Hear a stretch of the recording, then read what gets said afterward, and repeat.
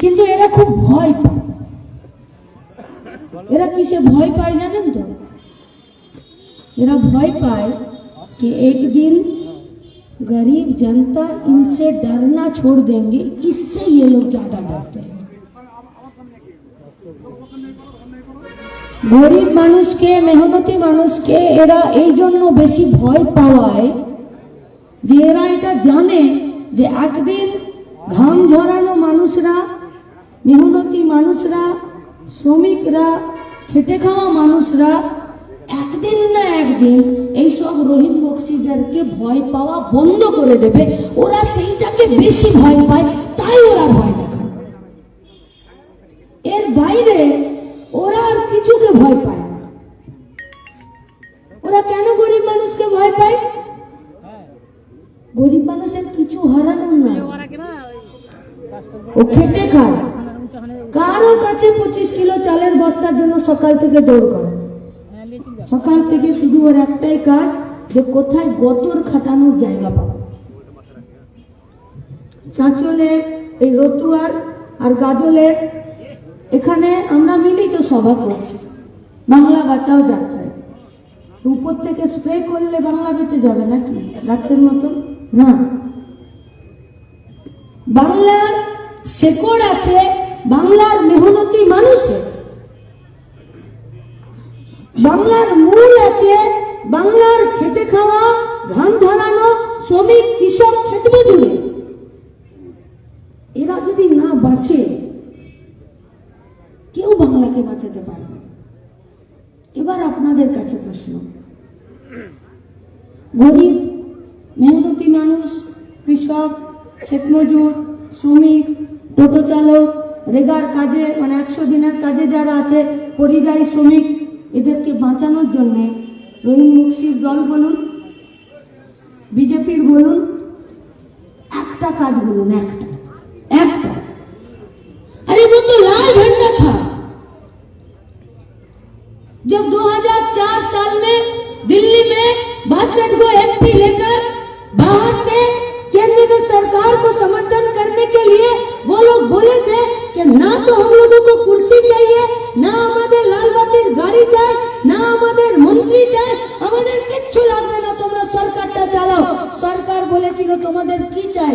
বলেছিল আমাদের বেকার ছেলেমেয়েগুলোর 100 দিনের কাজ চাই, আর কিচ্ছু লাগবে না। তবে তো বাংলাতে 100 দিনের কাজ হয়েছিল। এই বাংলাতে 100 দিনের কাজে শুধু মালদাতে 7,72,27,735 जॉब कार्ड, 8 लाख के करीब यहाँ पर जॉब कार्ड है। সেই জব কার্ডের টাকা 2022 সালের আগে পর্যন্ত কারা খেলো? কারা হিসাব নেবেন না? 2011 থেকে 22 সাল 11 বছরে চুরি, দুর্নীতি, লুটে 100 দিনের কাজের টাকা চুরি হয়েছে কিনা? সুপারভাইজার ফোন করতো না আগের দিন রাতে পঞ্চায়েতের মেম্বারকে, পঞ্চায়েতের স্টাফকে, যে কালকে ইন্সপেকশনে যাবে মাস্টার রোল বানাও। পঞ্চায়েতের অফিসে বসে তৃণমূলের ফোন যেত, হাজার হাজার লোকের মাস্টার রোল বেরোতো, আর সেই মাস্টার রোলে কেউ বাঁ হাতে ছাপ দিত, কেউ ডান হাতে ছাপ দিত, কেউ বাঁ হাতে সই করতো, কেউ ডান হাতে সই করতো। এর টাকা ওর অ্যাকাউন্টে, ওর টাকা ওর অ্যাকাউন্টে। চুরি করেনি তৃণমূল कांग्रेस सरकार। किंतु हम लोगों का तो सवाल तृणमूल का नेता लोगों से नहीं है, हम लोगों का सवाल तृणमूल कांग्रेस का कर्मियों के लिए है। যে তৃণমূল কংগ্রেসের কর্মী যারা তোমরা নিজেদের ঘাম ঝরিয়ে খাও, একদিন এই সরকারটাকে আনার জন্য জানকবুল লড়াই করেছিলে, পঞ্চায়েতের ভোটে পিটিয়েছিলে, সমবায়ের ভোট করাতে দাও না, মাদ্রাসার ভোটকে লুট করার জন্য রহিম বংশীর ছেলের পিছনে দাঁড়িয়ে থাকো।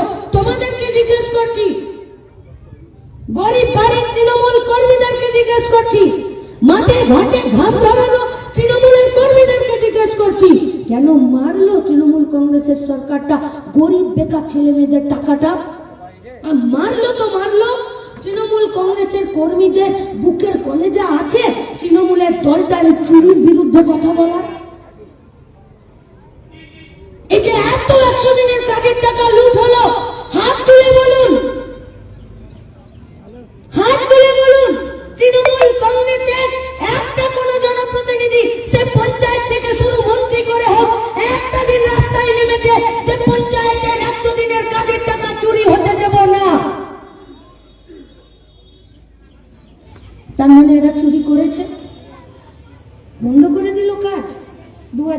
22-এর ডিসেম্বর থেকে 7,72,735টা জব কার্ড এমনি গো। 7 লাখ লোক মানে ভাবছো কত লোক মালদা জেলাতে, কত লোক? 7 লাখ লোক। এক জায়গায় 7 লাখ লোক দাঁড়িয়ে গেলে মালদা জেলায় একটা কাক পক্ষী নড়বে না, এতগুলো লোক হয় 7 লাখ লোক। পিছনে কতগুলো শূন্য হয় জিজ্ঞেস করুন বাচ্চাগুলোকে যারা পড়ছে ধারাপাত। তাদের 300 দিনের 260 টাকা করে রোজ, 3 বছর ধরে বন্ধ আছে। এই টাকাটা মালদার বাজারে আসার কথা ছিল না 3 বছর ধরে? এই টাকাটা মালদার বাজারে যদি 3 বছর ধরে আসতো তাহলে কি মালদার আমাদের পরিযায়ী শ্রমিকগুলোকে, গাজলের, রতুয়ার আমাদের বাড়ির ছেলে মেয়েগুলোকে বাইরের রাজ্যে পড়ে থাকতে হতো? কেউ মার খাচ্ছে, কেউ ট্রিটমেন্ট পাচ্ছে না, কেউ বছরে 2 মাস বাড়ি আসে, 10 মাস ওখানে থাকে, কেউ ওখানে আছে, নতুন বউ বিয়ে করেছে এখানে আছে, বউ ফিরে এসেছে, সে কোনো অন্য বিয়ে করে নিয়েছে, কারণ বাপকে দেখার জায়গা নেই। যতদিন রোজগার করতে পারলো বাইরে ততদিন ভালো, আর যেই রাজ্যে ফিরে এলো খাটতে না পারলে পয়সা নেই। লাল ঝান্ডা বলেছিল 100 দিনের কাজটাকে 200 দিন করো গো, আর রোজটাকে 260 টাকা থেকে 600 টাকা করো। ভুল বলেছিল? শুধু বলিনি, 2026-এ লাল ঝান্ডা 100 দিনের কাজকে 200 দিন করবে, আর 260 টাকার মজুরিকে 600 টাকার হাজিরি করবে একদিনের রোজ। তার জন্য বাংলা বাঁচাতে নেমেছে, ভাষণবাজি করতে আসেনি। আমরা তৃণমূল কর্মীদের কাছে প্রশ্ন করতে চাইছি, যারা এই তৃণমূলের সরকারটাকে রাখতে চাইছে তারা কেন 37টা সম্প্রদায়কে, মুসলিম সম্প্রদায়কে ওবিসি থেকে বাদ দিয়ে দিল? কেন? 1 বছর ধরে ওবিসির সমস্যা নিয়ে ঝামেলায় সবাই জর্জরিত। বাচ্চা স্কুলে ভর্তি হতে পারছে না, কলেজে ভর্তি হতে পারছে না। যে ছেলেটা একটু ভালো করে লেখাপড়া করলো সে একটা ডাক্তার, ইঞ্জিনিয়ারের স্কুলে কলেজে ভর্তি হতে পারছে না, পাস করে গেলে তার চাকরি হচ্ছে না, কোথাও একটা ফর্ম ফিল আপ করতে পারছে না। আর যারা পেয়েছিল ওবিসির সার্টিফিকেট, তাদের সার্টিফিকেট গুলো বাতিল হয়ে গেল। কাদের বিপদ হলো? কাদের? গরিব মুসলিমদের। ওরা বলে গরিব মুসলিমদের, আমরা বলছি গরিব লোকের অসুবিধা হলো। আমরা জিজ্ঞেস করছি তৃণমূল কর্মীদেরকে, ममता बनर्जी खुद को मुसलमान का हिमायतगार बोलती है, वही है मुसलमान का मसीहा। वो नहीं रहेगी तो मुसलमान लोग बच नहीं सकेंगे। एसआईआर से, एनआरसी से वो लोग नहीं बच सकेंगे। এটাই তো বলে তৃণমূল কংগ্রেস যে সব মুসলিম এক হও, নইলে এখানে বিজেপি সরকারটা চলে আসবে।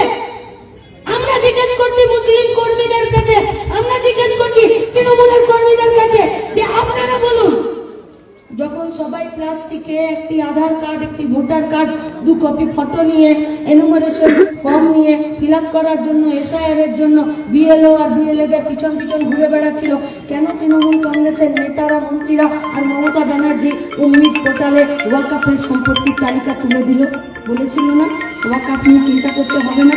বলেছিল না ওয়াকফ নিয়ে আন্দোলন করার দরকার নেই?